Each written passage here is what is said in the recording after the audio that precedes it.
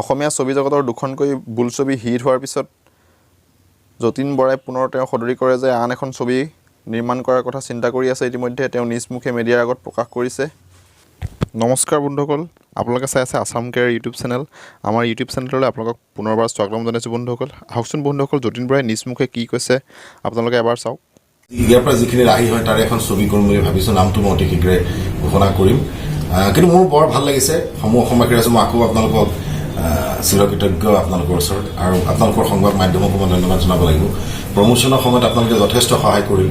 আমি য'তেই যাওঁ হিল্লোল ভাঙি হ'লেও আপোনালোকে গৈ তাত ওলাইগে। আৰু এই চেগতে মই সংবাদ মাধ্যমৰ সমূহ প্ৰিণ্ট মিডিয়া, ইলেক্ট্ৰনিক মিডিয়া সকলোকে মই ধন্যবাদ জনাইছোঁ, আৰু এনেকৈ আমাক সহায় কৰক। চাওক, উত্তৰণৰ ক্ষেত্ৰত মই এটা কথা ক'ব লাগিব দৰ্শকৰ কথাটো। আৰু ছবিখন মোৰ 7-8 বছৰ আগৰ পৰা এটা সপোন এটা আছিল। মই প্ৰায় 55খন ছবিত অভিনয় কৰিলোঁ। কৰাৰ পিছত মোৰ এটা সপোন এটা দেখি আছিল যে এনেকুৱা ধৰণৰ চৰিত্ৰ এটা কৰিব পাৰিম নেকি। আৰু মই আৰু মোৰ পত্নী নৱনীতা শৰ্মা আমি দুজনে মিলি আলোচনা কৰিলোঁ। জেবি প্ৰডাকশ্যনৰ নাম দিলোঁ। ৰত্নাকৰ হ'ল নিজে জেবি প্ৰডাকশ্যনৰ বেনাৰ মই আৰু মোৰ পত্নী আমি দুজনে পৰিচালনা কৰিলোঁ, আৰু সকলোৱে সহায় কৰিছে। মই এই আপোনালোকৰ মাধ্যমৰ জৰিয়তে সমূহ ৰত্নাকৰ পৰিয়ালৰ লগত জড়িত শিল্পী কলাকুশলীক ধন্যবাদ জনাইছোঁ। এইখন অকল যতীন বৰা ছবি নহয়, এটা টীম, ৰত্নাকৰ টীমৰ ছবি। আপুনি চাহ দিয়া ল'ৰাটোলৈকে আৰম্ভ কৰি একদম যতীন বৰালৈকে কথাটো কৈছোঁ। জুবিন গাৰ্গৰ পৰা আৰম্ভ কৰি তাত নিশ্চয় সংগীতৰ ক্ষেত্ৰত জুবিন গাৰ্গ, তাৰপিছত আপোনাৰ স্ক্ৰিপ্টৰ ক্ষেত্ৰত অভিজিত ভট্টাচাৰ্য, আৰু প্ৰত্যেকজন শিল্পী কলাকুশলীয়ে ইমান কষ্ট কৰিছে।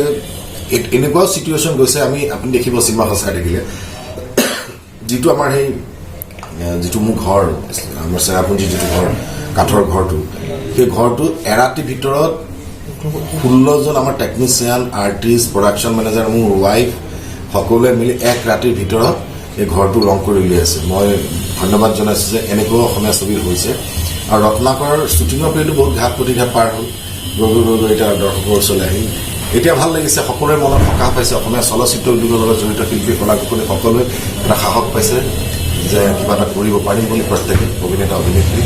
আৰু আহক, কালি এটাই অনুৰোধ, যিসকলে ছবি বনাব লৈছে দৰ্শকৰ প্ৰতি মনোযোগ দিহে ছবি বনাব লাগে।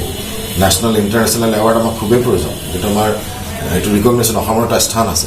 কিন্তু ব্যৱসায়িক সফল ছবি এইটো কাৰণে লাগিব যিটো এটা ইণ্ডাষ্ট্ৰী, এটা হল খুলিব অসমৰ বিভিন্ন ঠাইত। হল আমি ষ্টাৰ্ট কৰিছোঁ। তাত যদি আপুনি ব্যৱসায়িক সফল ছবি নাহে, তেতিয়াহ'লে আপুনি সেই হল খোলাৰ কোনো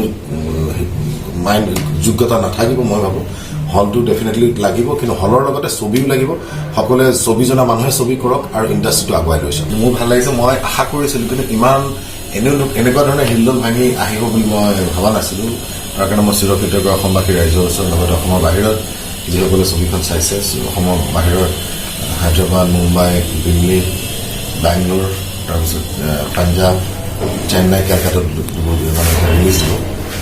সকলোকে মই এটাই ধন্যবাদ জনাইছোঁ যে অসমীয়া ছবিৰ প্ৰতি যিটো মৰম আগ্ৰহ, এইটো এনেকুৱা ধৰণেই থাকক। আৰু মই যথেষ্ট আশাবাদী, যিহেতু মোৰ এইটো কেৰিয়াৰত দ্বিতীয় ইনিংছ বুলি ক'লেও কোৱা হয় জেনেৰেলি। ছেকেণ্ড ইনিংছটোত মই এটা সময়ত ভাবিছিলোঁ যে ছবিখন চলিবলৈ নচলে। যদি নচলে তেতিয়াহ'লে মই লাইনটোৰ পৰা গুচি আহিব লাগিব।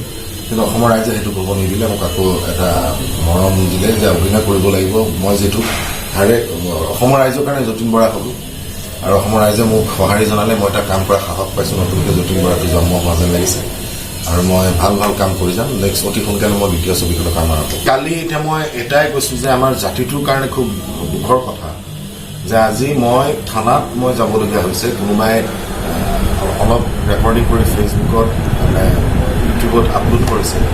কিন্তু মই আগৰ পৰাই কৈ আহিছিলোঁ যে প্ৰত্যেকজন মানুহকে মই কৈ আহিছিলোঁ যে হাতযোৰ কৰি কৈছিলোঁ যে এইটো কাম নকৰিব। এটা ইণ্ডাষ্ট্ৰিটো বেয়াৰ পৰা এতিয়া ভাললৈ আহিছে।